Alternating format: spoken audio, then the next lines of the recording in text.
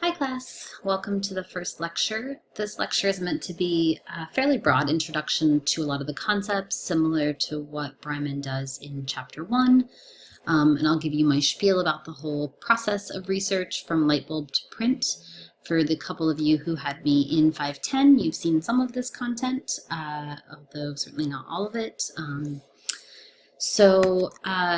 Before we get started and to address some of the issues that Breiman brings up in chapter 2, my perspective on research I think is important for me to articulate as we move into a research methods class. I have a very pragmatic orientation to research. This is one of the sort of theoretical considerations, ontological considerations that Breiman actually doesn't cover. And I think Creswell in his research design textbook covers this approach really nicely. As I noted in, I think the introduction video that I put up, I uploaded the entire text of Creswell's research design book, and I think his chapter 1 does a much better job of what Breiman is trying to do in his chapter 2. So feel free to read over Creswell's chapter 1 to get, I think, a more clear sense of the connections between some of the philosophical worldviews that Breiman brings up and the design and conduct of research. But in a nutshell, my pragmatic orientation to research recognizes that methods influence evidence, that research occurs in social, political, historical, and practical contexts. And I really do think that learning about research methods and data analysis are like filling a toolbox. So we want to be able to consider and utilize a variety of tools for each task. They're often not right or wrong decisions, certainly sometimes there are, but all of the decisions we make should be justified. So we should be able to clearly articulate why we made a decision, why we didn't make alternative decisions, and that we recognize the pros and cons to the decisions that we make. Nothing is ever going to be perfect. I do appreciate that Breiman discusses the messiness of research. So nothing's ever going to be perfect. And so we want to be able to know all of the tools that are available to us to conduct research and be able to fully understand and articulate the benefits and the drawbacks to each of those approaches and methods and designs. And another piece of my pragmatic approach is that the purpose of the research and the research questions should be at the forefront of our research design, our research decisions. The problem that we have at hand, the issue that we're trying to deal with, should really guide everything that we do.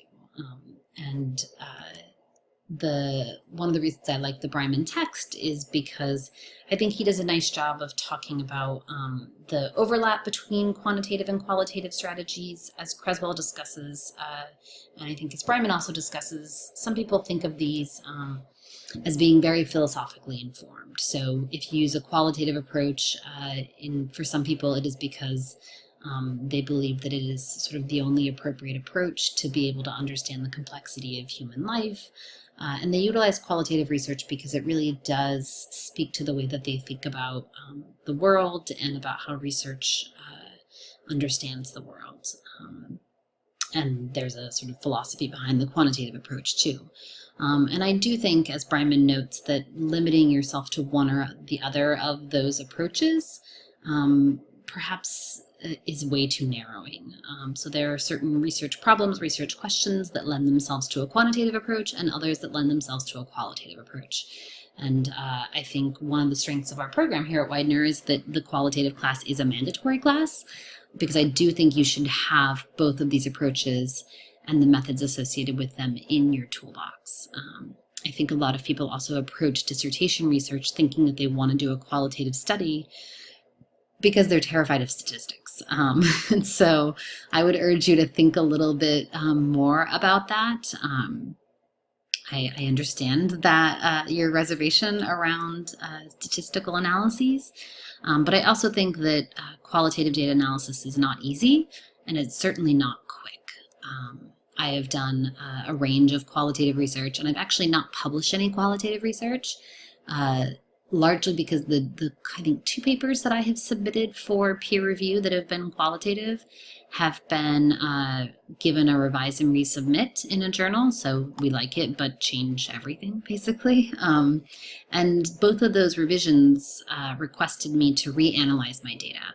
In each of them, I had anywhere between 60 to 100 interviews that I analyzed, qualitative interviews that I analyzed. And that task turned out to be bigger than I wanted to tackle at those points in my career. So I let those papers die. So I think being able to do qualitative data analysis well is a very challenging thing, and one that is very labor and time intensive. And so those practical constraints of being able to conduct statistical analyses, having the time to do qualitative analyses well, certainly should factor into your decisions about the kind of dissertation that you'll carry out. But I do think that the qualitative and quantitative divide is perhaps a little bit more artificial than I think it really is on the ground, and I'll talk more about that in a second. This is from Creswell's text from that chapter 1, and I think this is a nice way to help you contextualize some of the information that Breiman includes in chapter 2, to think about what these philosophical worldviews are. Social construction, Creswell includes a pragmatic approach in here, which I appreciate, and to think about how those inform our strategies of inquiry, qualitative, quantitative, or mixed methods, and the design of the research, and how they influence then the research methods that we actually use to conduct the research. He also has this table, which I think is helpful, and another one in that text. So if only you look at those tables, I think it will be a useful chapter for you to review that thinks about how we break up those worldviews and how they influence the work that we do. So I'm not going to belabor a lot of the points that Breiman goes over in chapter 2. I think he covers them. I think if you add Creswell's chapter into your reading, that will give you a strong sense of some of the backdrop of the research methods that we'll learn over the course of the semester, and the backdrop for how you want to think about approaching research more broadly. So, having said all of that, I will also say that I think the process of research is iterative, and as I mentioned, and as Breiman talks about, so messy. You'll finish your dissertation, and you'll be kicking yourself for mistakes that you made, things that you wish you had thought of from the beginning. I still look back at research projects, the ones that I've conducted years ago, ones that I've conducted recently, and wonder how I could have made some of the mistakes that I did, and I learned from those, and I won't do them again, hopefully. And I also think these conceptual and applied understandings are key. They really should drive the research that we conduct, and be at the core of our research. So we want to understand the constructs that we're using, how we want to apply this research, what the real world situation for a lot of this research actually is. So for those of you who had 510 with me, you heard me talk about some pieces of this, or most of the pieces of this, in terms of the cycle of research. And so I'll go over this fairly quickly. I think chapter 1 does a nice job of introducing some of these concepts.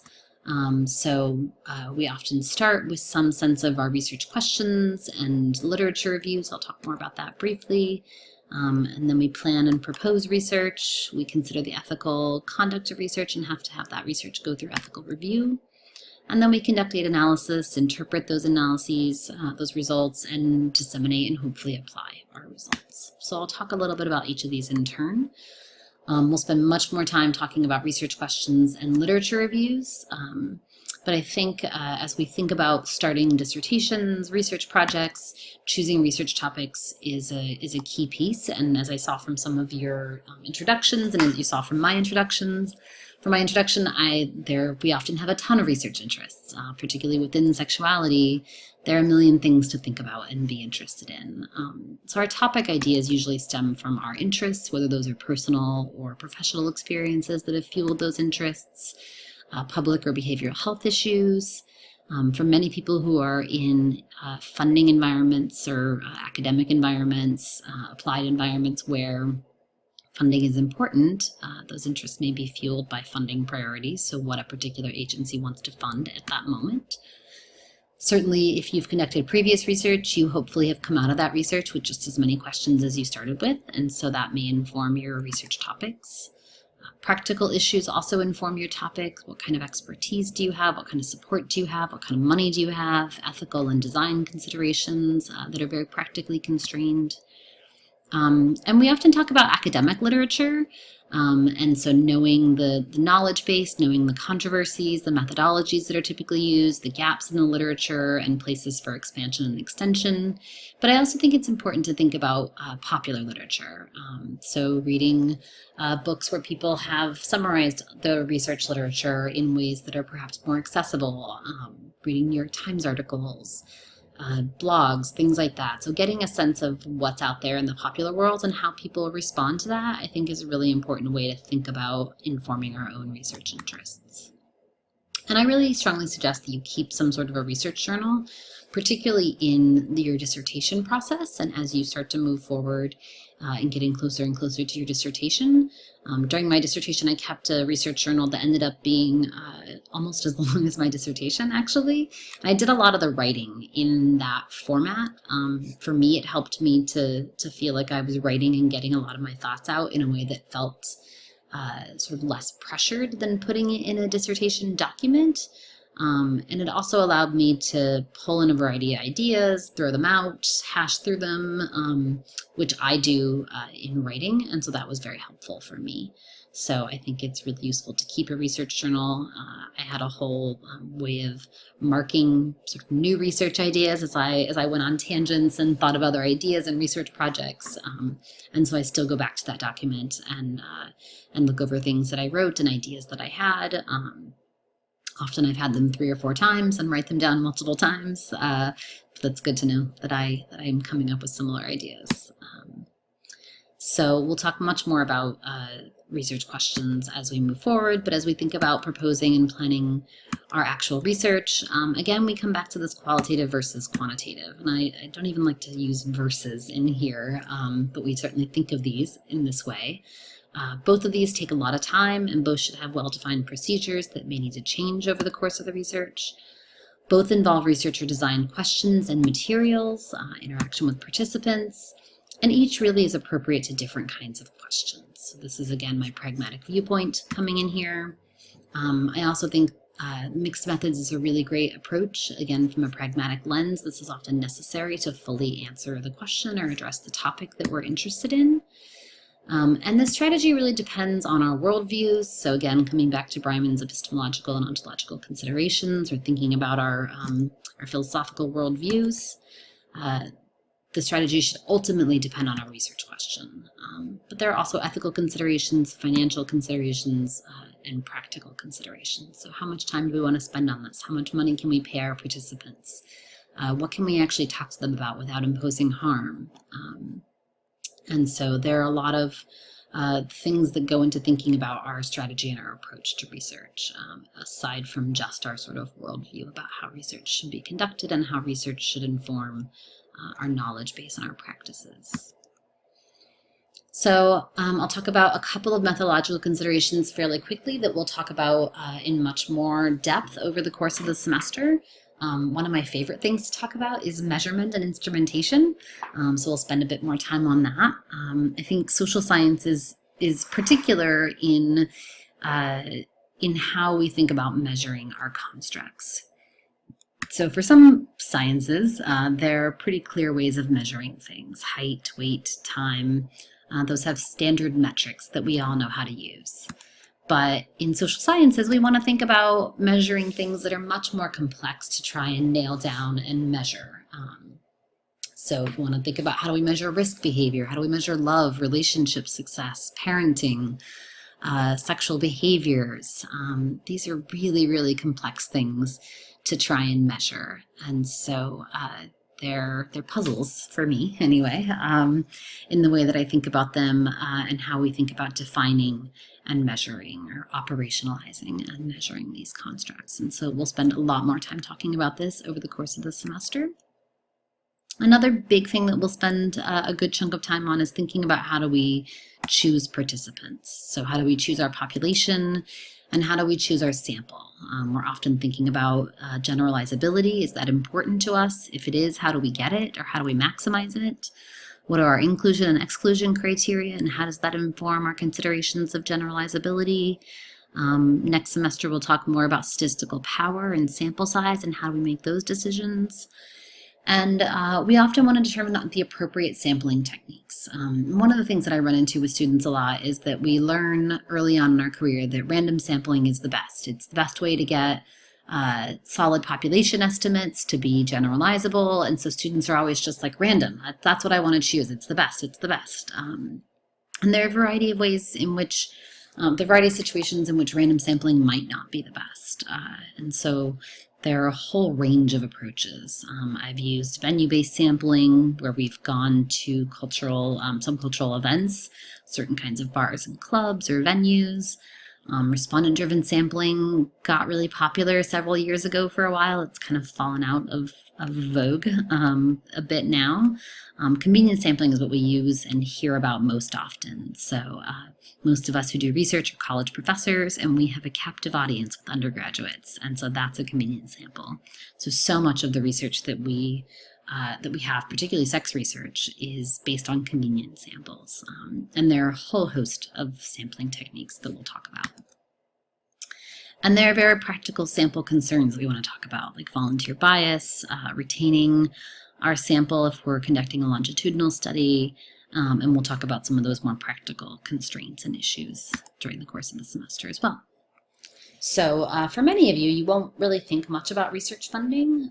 Some of the students in our program have gotten funding to conduct their research. If you are interested in getting funding, I can post the slides for a professional development I did, I think sometime this last year, I think in the spring, about how to think about getting funding and writing funding proposals. But there are a variety of reasons to get funding. So most obvious perhaps is to conduct the research, to pay participants, people to help you, to buy supplies. For those of us who are faculty members or who want to be faculty members, universities love money. It's a huge gold star when you bring money into the university, and really distinguishes you in a lot of ways. And some universities demand it. As a faculty member, money can also ease other responsibilities, giving you more time to actually conduct the research. I'll have to say that funding, applying for funding, trying to get funding requires some patience and a fairly thick skin. It's a very challenging thing to do, particularly in the funding climate that we're in right now.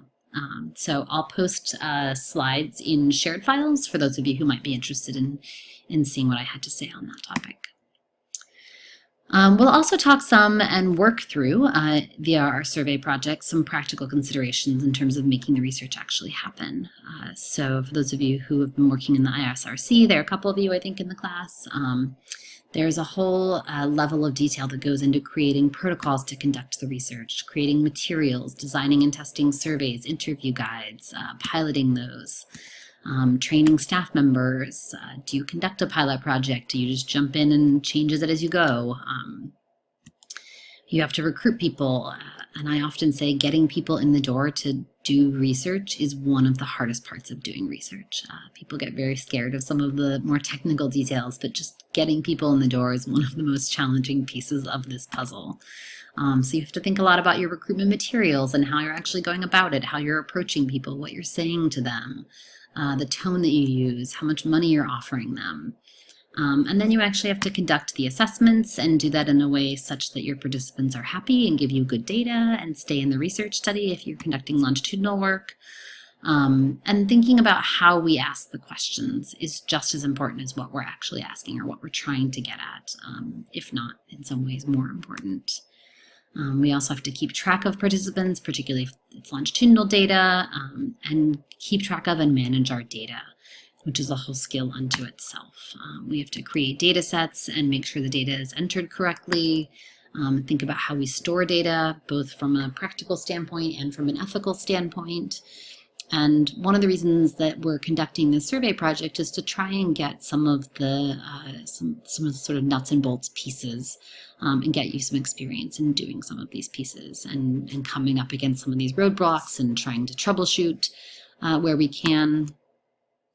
And one of the reasons we're also doing this in a sort of collaborative way is to help you think a little bit more about research collaborations. Research doesn't and shouldn't occur in a vacuum. It, in fact, often takes a small village of people to make research happen. I think building those collaborations, particularly as a grad student early, is really useful. Start identifying people who have some expertise or some interest in your research topics.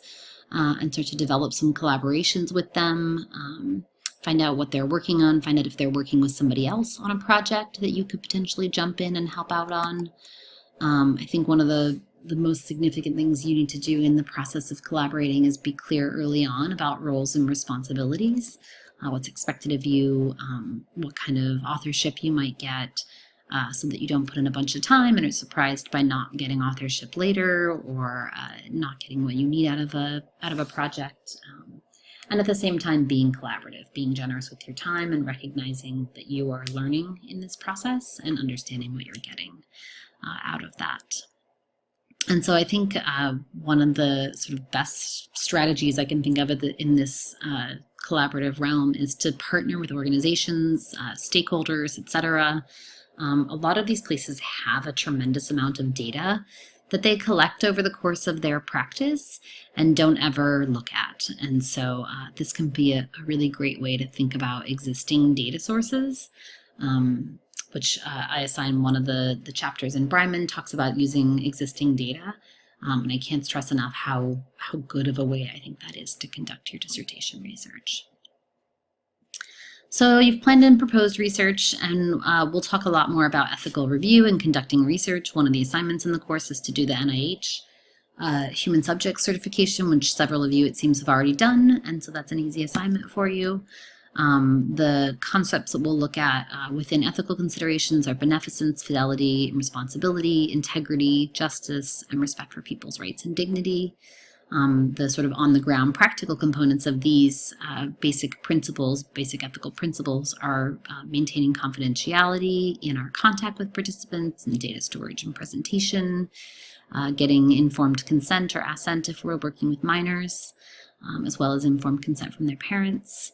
I think a piece that we don't think about as much, I think we do a really good job in this program, perhaps, of thinking about it, or a better job than others do, is thinking about cultural competency in our assessment materials and in our interactions with participants.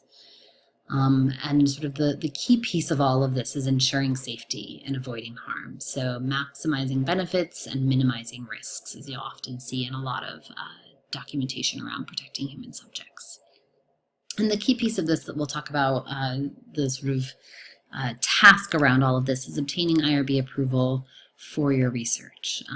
And you may have to obtain IRB approval at Widener and at other places, depending on who you're collaborating with. Different organizations have their own IRBs, so you may have to think about getting IRB approval in multiple places, which is a little bit of a logistical nightmare.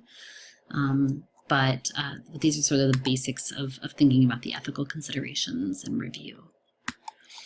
And we'll talk a lot more about data analysis in 851, but one of the things I want you to come out of 851 with is the skill to determine the appropriate analysis or analyses for your research questions, and to report those findings in an articulate and APA formatted way, to be able to interpret your findings and really think about their implications for practice, for research, and to really contextualize those findings. And I think people often get caught up in the statistics and the p-values, which we'll talk much more about in 851, and sort of lose sight of the bigger picture. And so we'll talk a lot more about that as we move on. And then one of the things I'd like you to get more comfortable with during the course of 851 is presenting research. And professional meetings, I think, are a great way to think about presenting posters or giving oral presentations. I know several of you who've already done that, and I think it's a really fantastic experience for you. It's a good way to disseminate your work, to build a reputation, and to network with people. to develop collaborations, and to give feedback on your work. There may be things that other people are thinking of that you're not, directions to go that you hadn't thought of but end up being super interesting for you. So I can't stress enough I think the importance of presenting your research. In the spring every year, Widener does the Graduate Student Research Symposium, and you'll get an email about that early next year. I would urge you to present there. You can present something that you've done for another class paper. You can present research you've done elsewhere. There's an award that goes out for the best poster, and it's a great way to sort of build your reputation within Widener. And it also looks great on your CV. And I think presentation skills are so important. Being able to present in a professional way, being able to develop a narrative about your research are skills that will really serve you well as you write, as you apply for funding, things like that. Some of you have already published work, and that's really fantastic. The peer review process, for those of you who aren't familiar, is a little bit of a challenging process for a lot of people. For those of us who are faculty members, publish or perish is the mantra. So different universities have different expectations for how much you will publish. Some universities want you to publish at least a couple of papers a year. Some universities want you to publish at least a couple of papers in your entire career. So those expectations vary considerably from university to university. But peer-reviewed publications are really the currency of academia and of research and the way that we communicate with one another as a scientific community. And peer review is one of the ways in which we try and ensure the quality of our work. So what happens in peer review, and why we talk about peer-reviewed journals, is you'll submit your work, and that work goes out typically in a blinded fashion to 2 to 3 people who can evaluate the quality of your work, make suggestions for revision, and decide if it's an appropriate article to be published in that particular journal or at all. And so that often is a several months long process. There are papers that I've submitted that have ultimately been published a year, or in some cases years later, depending on how many journals it had to be submitted to ultimately be accepted. One of the key pieces of this is choosing a journal that is a good fit for your paper, and thinking about the impact that that paper will have in that particular journal. So some journals are more widely read than others, more widely cited than others, and so you want to consider the audience that paper will get, and the impact that paper will have on that audience. And one of the things that we'll do a lot of over the course of this semester, but largely next semester, is working with you to try and integrate feedback. My feedback, we'll do a little bit of peer review in this course as well, more next semester.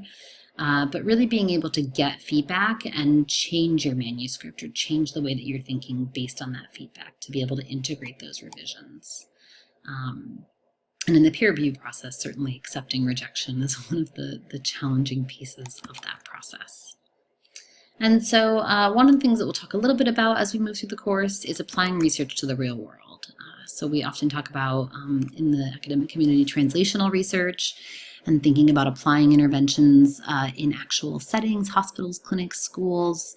How do we integrate research into therapeutic practice or new practices into educational settings? Some of the key things that we have to think about in doing that is fidelity to protocol. So are we doing the intervention or the curriculum? Are we carrying that out in the way that it was intended to be carried out? And we often have a balance between carrying that out in exactly the way that it was designed and making it culturally competent and relevant for the community in which we're applying it. So in some cases, we may not be staying exactly on protocol because that doesn't make sense for our setting. But then we have to decide if that was actually a key component that we left out, and figure out what were the critical components, and what are the appropriate outcomes to look at in different contexts. And thinking obviously about for whom does it work. So if we think about EVI's or DEBI's evidence-based interventions, which are big in the CDC, the Centers for Disease Control, any kind of work that you do with there, they often want you to use an EBI. And we have to think about for whom does that work. If an EBI has been tested out among African American adolescent girls? Can we apply that same logic to college students, or that same curriculum to college students? Will that work in the same way, and how do we need to change that? A lot of people are increasingly thinking about community-based participatory research and participatory action research, and involving our participants in a much more in-depth way than a lot of the research typically does. And I don't think your book talks about that a ton, but I can certainly post some other readings if you're interested in those topics. So this is sort of the basic ideas of this full research cycle. It doesn't always happen in quite this linear of a way. Often we'll go back and forth between literature and planning the research and getting it kicked back from ethical review and tweaking it. And this is not a linear process, and it is very messy. And typically we're going through this process over and over again. And that's sort of the basic nuts and bolts of conducting research. So this was designed to be a real introduction to a lot of these concepts. Look over chapter 1, which is a fairly quick introduction to some of these ideas. Chapter 2 is really the theoretical piece. And I would strongly recommend that you supplement that with Creswell's chapter. So maybe skim over the Breiman chapter and really focus more on the Creswell chapter 1. For those of you who are particularly interested in mixed methods research and the qualitative-quantitative divide, check out chapters 26 and 27 in the Breiman textbook. I did not assign those in the course of this particular course, but I think they're interesting chapters to think about, and Breiman really lays out some of the challenges to thinking about, or some of the problems with thinking about qualitative and quantitative in the divisive or black and white way that we often do. So as always, post if you have any questions, thoughts, if anything is unclear. Start a discussion topic, and if it's not urgent, you can jot down any notes that you have, and we can talk about some of these issues in our first weekend of class.